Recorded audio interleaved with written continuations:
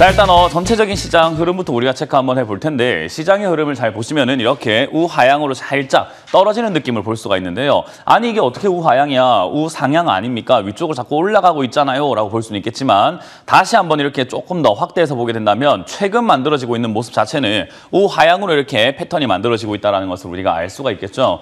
제가 이 5월 10일 양봉 올라올 때 여러분들께 말씀드렸습니다. 분명 고용지표가 안 좋게 나왔는데도 불구하고 테이퍼링, 그러니까 자산 긴축에 대한 기대감, 어떤 두려움들이 풀렸다고 해서 주가가 올라가는 것은 말이 안 된다. 그렇기 때문에 제가 현금화를 80%까지는 해놔야 되겠다라고 여러분들께 강력하게 이야기를 했던 자리죠. 그때 저는 욕먹을 각오로 이야기를 했거든요. 왜냐하면 저렇게 현금화를 80% 해라 했는데 저기서 더 올라가게 된다면은 많은 또 시청자분들께서 아니 현금화를 해놓고 저렇게 올라간다고 할 수는 있겠지만 저는 올라가는 걸 과감하게 버리겠습니다. 이상합니다. 시장이 좀 말이 안 되는 형태를 만들어 놓고 있는 것 같습니다라고 설명을 해드렸었죠. 자, 그러고 난 다음부터 지금 이제 삼성전자가 89,000원이 무너진 이후부터는 올라가질 못하고 있는 형태가 나오고 있는 수준인 것 같고요. 거기다가 지난 금요일 윗꼬리를 살짝 달면서 삼성전자가 81,300원대, 81,000원 이상까지 한번 쭉 올라갔단 말이죠. 그런데 그래놓고 윗꼬리를 알고 쭉 내려옵니다. 그때 얼마나 많은 개인 투자자들이 추가 매수를 하셨을까요? 그런데 그렇게 해놓고 밑으로 빠져내려간다는 것 자체가 굉장히 좋지 않은 흐름이다. 그래서 저는 이번에 저점을 깨고 내려갈 가능성이 훨씬 더 높아 보인다라는 것이 저의 생각이고요. 전 세계적으로 다들 알고 계시겠지만 지금 미국 경제 회복되고 있다. 미국 경제 괜찮아지고 있다라는 이야기를 많이 보셨을 겁니다. 그렇다는 말은 미국에 대한 투자 메리트가 굉장히 높아지고 있는 시점이라는 건데요. 여러분들 한번 생각 한번 해보세요. 여러분들이 세계적인 글로벌 투자자라고 생각을 한번 해보시면은 미국에 투자하겠습니까? 한국에 투자하겠습니까? 라고 했을 때 저는 미국에 투자할 가능성이 높지 않나 생각이 듭니다. 더군다나 테이퍼링과 자산 긴축, 그러니까 자산 달러를 많이 풀어가지고 달러 가치를 낮춰놓은 상태에서 지금 테이퍼링을 할 수 있다. 달러 가치를 높일 수 있다. 거기다가 미국 금리 인상도 빠르게 이제 올라갈 가능성이 생겼다라는 것을 달러 가치가 점점 올라갈 가능성이 높아졌다. 그 말은 뭡니까? 환율 자체에도 영향을 줄 가능성이 높아진다는 거죠. 환율이 높아진다. 우리나라는 결국 환율에 대해서도 영향을 굉장히 많이 받기 때문에 환율이 높아질 가능성이 생겼다라는 것은 당연히 지수는 내려갈 가능성이 생겼다라는 것을 우리가 아주 쉽게 예측을 해볼 수 있는데 그냥 믿고 싶지 않은 거예요. 시장이 내려갈 수도 있나? 에이, 그럴 리가 있나? 라고 믿고 싶지 않은 거지. 저는 전반적으로 시장이 내려갈 가능성이 지금 높다라고 보여집니다. 이런 상황에서도 많은 이제 개인 투자자들이 질문을 하시는 게 이런 거예요. 이런 상황에서도 지금 수익을 낼 수 있는 종목이 있지 않을까요? 물론 있습니다. 물론 있고요. 물론 실력이 있다면 할 수 있겠지만 많은 사람들이 실력이 있는 건 아니잖아요. 그렇다는 말을 지금 이런 시기에서 여러분들이 수익을 낸다는 것 자체는 포기하는 것이 훨씬 더 합리적이지 않을까 생각이 들고요. 그 말은 내가 이때까지 내왔던 수익들, 이때까지 내가 챙겨왔던 수익들을 잘 지켜내는 것만 하더라도 우리 개인 투자자들은 성공한 것이다라는 것에 저는 포인트가 잡혀야 된다 생각이 듭니다. 지수가 내려갈 때 올라갈 종목은 제가 여러분들께 굉장히 많이 말씀드렸어요. 식음료 파트라든지 또는 여러분들께 철강부터 해서 시장이 안 좋을 때 계속 이야기해 드렸던 종목들, 충분히 갈 수 있는 종목들 많이 말씀드렸는데 지금도 마찬가지입니다. 식음료 파트는 움직일 가능성이 저는 매우 높다 생각이 들고요. 역시 남북 경협주 중에서는 철도 관련주를 잡아놓는 것이 좋다라고 설명 많이 드렸었는데 많이 올라가고 있는 것도 여러분들이 확인할 수 있을 겁니다. 시장이 안 좋은데도요.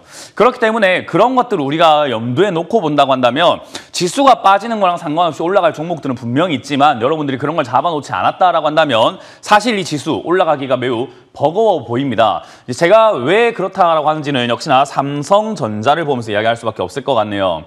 삼성전자는 89,000원이 무너지고 난 다음부터는 좋은 흐름을 보여주고 있지는 않습니다. 밑으로 내려가는 모습이 나왔고 지금 저점이 깨고 내려간 다음에 올라왔다가 그 위쪽을 맞고 떨어지는 모습이 나왔는데 이런 차트를 우리가 한번 뒤집어 보도록 할게요.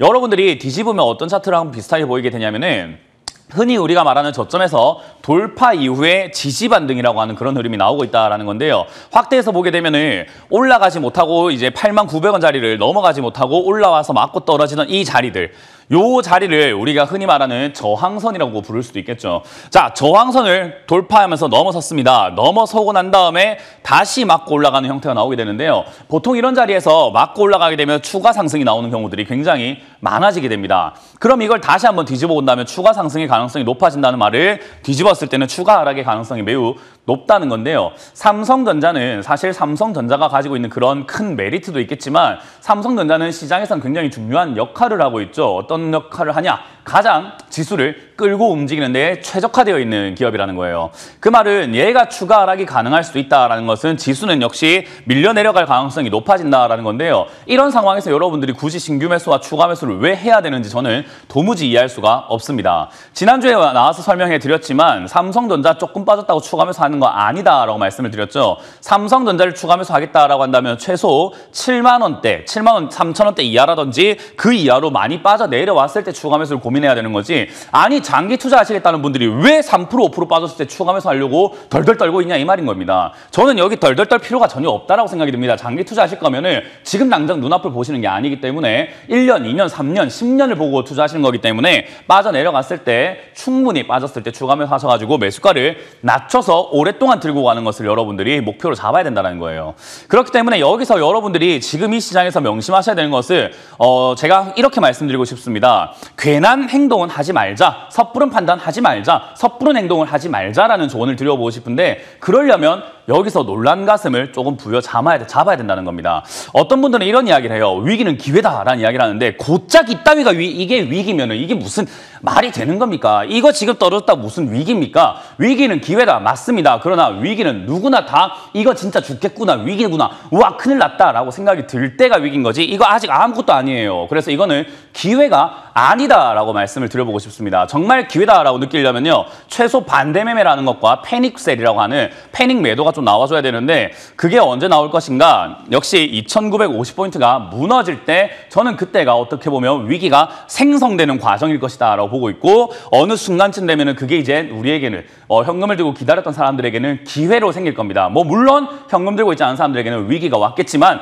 현금 들고 있는 사람들에게는 기회가 생기는 거겠죠. 그래서 저는 기회다라고 하려면 이게 진짜 와르르 무너져야 된다 생각이 들지요. 지금은 아직까지는 아무것도 아니다 생각이 듭니다. 그럼 우리가 지금 뭐 해야 될까요? 아무것도 할 필요가 없습니다. 단지 이 최저점이죠. 단기 저점인 3120포인트 언저리. 이 자리가 무너지나 안 무너지나가 이번 주에 어떻게 보면은 포인트, 중요 관전 포인트가 될 것 같습니다. 무너지면은 마음 놓고 편하게 기회를 기다려보도록 하죠. 그리고 무너지지 않는다. 어떤 식으로 위쪽으로 올라가려고 하는지 3250포인트. 지난번에 고점을 만들었던 이 자리를 어떤 이슈와 어떤 힘으로 올라가는지를 체크하고 투자하자 이 말입니다. 그러면 3120과 3250 사이에서는 아무것도 할 게 없습니다. 여러분들 혹시나 이 방송 끝나고 나면 또 주식 보지 마시고 계좌를 덮어버리세요. 어플 지워버리세요. HTS 지워버리시고 그냥 낮잠 주무시면 됩니다. 그냥 그게 훨씬 더 유리한 시장이라는 거예요. 그래서 아무것도 안 하는 것이 지금은 답이 될 수 있다는 것을 명심하셨으면 좋겠습니다.